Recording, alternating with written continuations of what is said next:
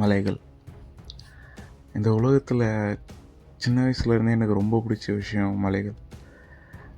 எனக்கும் மலைகளுக்குள்ள உள்ள தொடர்பு எப்படின்னா, சின்ன வயசில் எங்கள் பாட்டி வீட்டுக்கு போகும்போது திருசூலம் மலை பார்ப்பேன்.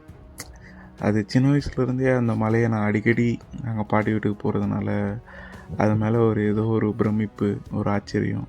அது மேலே ஏறி எப்படி இருக்குன்னு பார்க்கணும் அப்படின்ற மாதிரி ஒரு ஆசை சின்ன வயசுலேருந்து எனக்கு.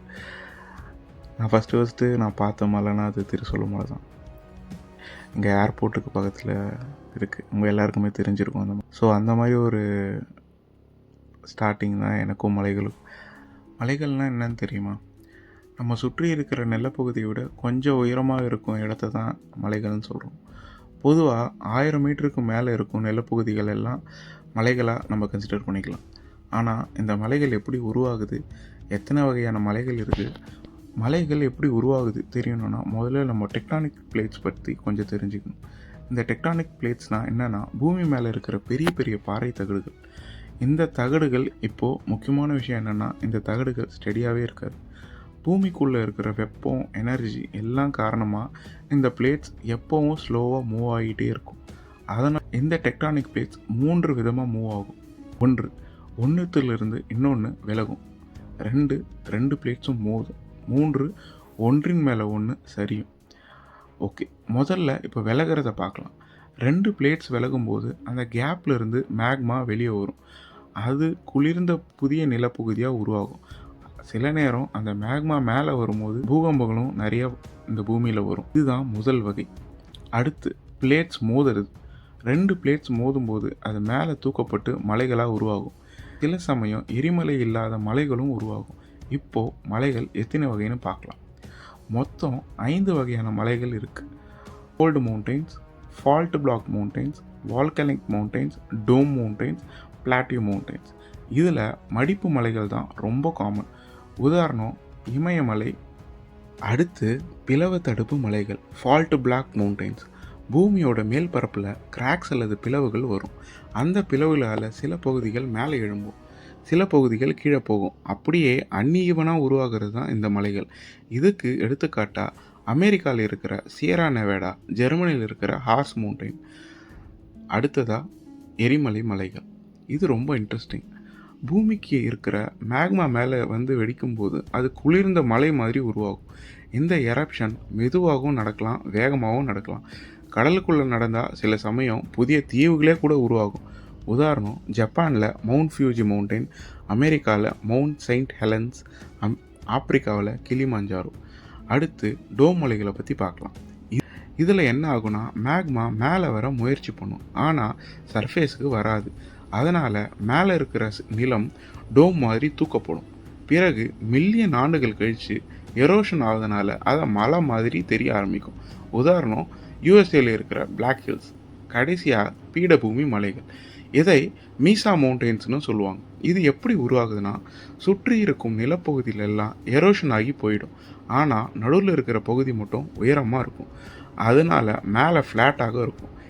இதில் தக்கான பீடபூமி இந்தியாவில் இருக்கிறதுல இவ்வளோ மலைகள் இருக்கே, இதனால் நமக்கு என்ன பயன்? மலைகள் தான் ரொம்ப ரொம்ப இந்த உலகத்துக்கு முக்கியமானது. மழையை உருவாக்க மலைகள் மிக முக்கிய காரணம். நதிகள் உருவாக காரணம். குடிநீர் நமக்கு கிடைக்க முக்கியமான காரணம்னா அது மலைகள் தான். உண்மையை சொன்னால் உலகத்தில் இருக்கிற நன்னீரில் 60-80% வர மலைகள் இருந்து தான் வருது. அது மட்டும் இல்லை, பல உயிரினங்களுக்கு மலைகள் தான் வாழ்விடும். விவசாயத்துக்கு பேருதவியாக மலைகள் இருக்குது. சுற்றுலா வளர்ச்சிக்கும் மலைகள் இன்றியமையாதது. உள்ளூர் பொருளாதார வளர்ச்சிக்கும் மலைகள் மிக மிக அவசியம். உலக மக்கள் தொகையில் பாதிக்கும் மேலே இருக்கிற மக்கள் நீர், உணவு எல்லாத்துக்கும் மலைகளை தான் நம்பி வாழறாங்க. அதனால் மலைகள் வெறும் நில வடிவம் மட்டும் இல்லை, நீர், உணவு எல்லாத்துக்கும் மலைகளை தான் நம்பி வாழறாங்க. அதனால் மலைகள் வெறும் நில வடிவம் மட்டும் இல்லை. சரி, இப்போது நம்ம தமிழ்நாட்டில் இருக்கிற மலைகளை கொஞ்சம் பார்க்கலாமா? நம்ம ஸ்டேட்லேயும் ரொம்ப அழகான மலைத்தொடர்கள் இருக்குது. அதில் மிக முக்கியமான மலைத்தொடர் மேற்கு தொடர்ச்சி மலை, வெஸ்டர்ன் காட்ஸ். இந்த வெஸ்டர்ன் காட்ஸ் என்னென்னா, யுனெஸ்கோவால் வேர்ல்டு ஹெரிட்டேஜ் சைட்டாக ரெக்கக்னைஸ் பண்ணப்பட்ட ஒரு மிக முக்கியமான மலைத்தொடர். இது தமிழ்நாடு மட்டும் இல்லை, பல மாநிலங்களில் கடந்து போகுது.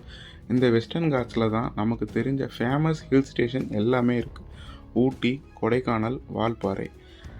அடுத்து தமிழ்நாட்டில் இருக்கிற அடுத்த மிக முக்கியமான மலை நீலகிரி மலை. ப்ளூ மவுண்டன்ஸ்ன்னு சொல்லப்படுற இந்த நீலகிரிஸ் 3 மாநிலங்களை சந்திக்கிற இடமா இருக்குது. தமிழ்நாடு, கேரளா, கர்நாடகா.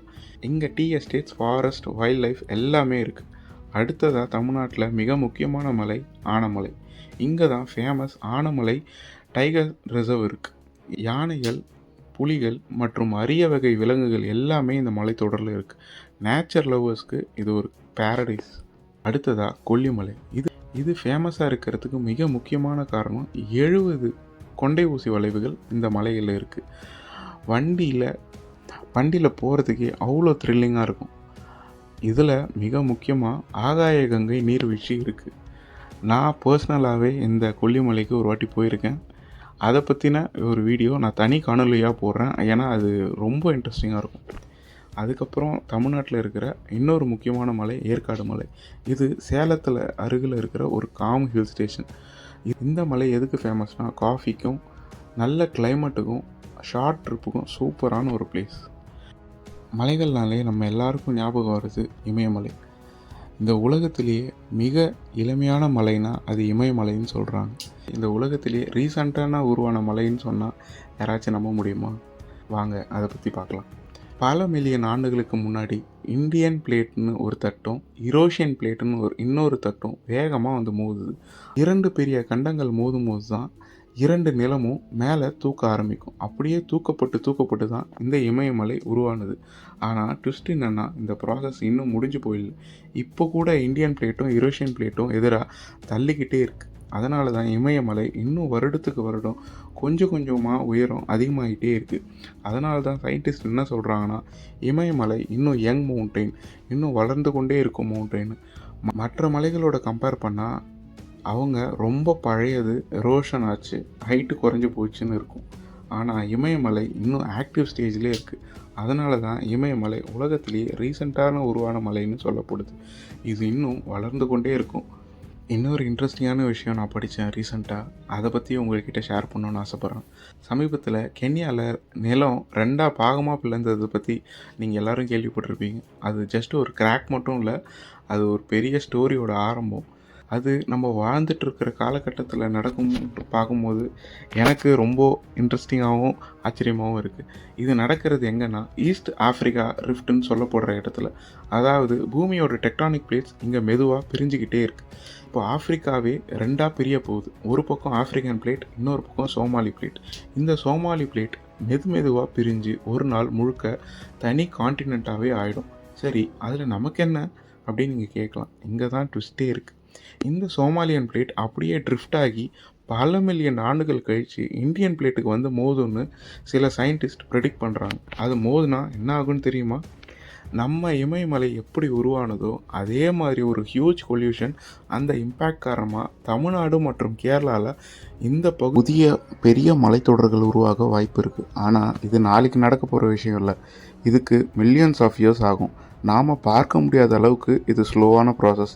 ஆனால் கான்செப்ட் புரிஞ்சுக்கோங்க. பிளேட்ஸ் பிரியுது, அப்புறம் வேறு இடத்துல போய் மோதுது. அந்த மோதல் மலைகளை உருவாக்குது. இதுதான் எர்த்தோட கண்டினியூஸ் ப்ராசஸ். இப்போது நம்ம கென்யாவில் பார்க்குற இந்த கிராக் ஃப்யூச்சரில் ஒரு புதிய கடலையே உருவாக்கலாம். அதே நேரம் ஒரு நாள் அந்த சோமாலியன் பிளேட் இந்தியாவோட மோதுனா நம்ம சவுத் இந்தியாவிலேயே ஒரு புதிய ஹிமாலயாஸ் கூட உருவாகும். எர்த்துன்றது ஒரு ஸ்டாட்டிக் இல்லை, இது ஒரு லைவ் சேஞ்சிங் பிளானட். மொத்தத்தில் சொல்லணும்னா மலைகள் என்பது வெறும் உயரமான நிலப்பகுதி மட்டும் இல்லை, அது இந்த பூமியோட ஹிஸ்ட்ரியும் இன்னும் நடக்கிற சேஞ்சஸையும் காட்டுற ஒரு லைவ் எவிடன்ஸ். டெக்டானிக் பிளேட்ஸ் நகரும், மோதும், பிரியும். அந்த ப்ராசஸில் தான் மலைகள் உருவாகுது. அதாவது நம்ம கண்ணுக்கு தெரியாமல் பூமி உள்ள பெரிய வேலை பார்க்குது. மலைகள் இல்லைன்னா மழை சரியாக இருக்காது, நதிகள் உருவாகாது, குடிநீர் கிடைக்காது, பல உயிரினங்கள் வாழவே முடியாது. அந்த உயிரினங்களில் மனுஷனும் ஒருத்தன். உண்மையாக சொன்னால் நம்ம வாழ்க்கையோட மலைகள் டைரெக்டாக கனெக்ட் ஆகிருக்கு. அதனால் மலைகள் வெறும் காட்சிக்காக மட்டும் இல்லை, அதுதான் அதை பாதுகாக்கிறது தான் நம்ம ஒவ்வொருத்தருக்கும் இருக்கிற பொறுப்பு. இந்த வீடியோ உங்களுக்கு கண்டிப்பாக பிடிச்சிருக்குன்னு நம்புகிறேன். பிடிச்சிருந்தால் இதை உங்கள் ஃப்ரெண்ட்ஸுக்கு ஷேர் பண்ணுங்கள், லைக் பண்ணுங்கள். இந்த வீடியோ பற்றின உங்களோட கமெண்ட்ஸை ஷேர் பண்ணுங்கள். நன்றி, வணக்கம்.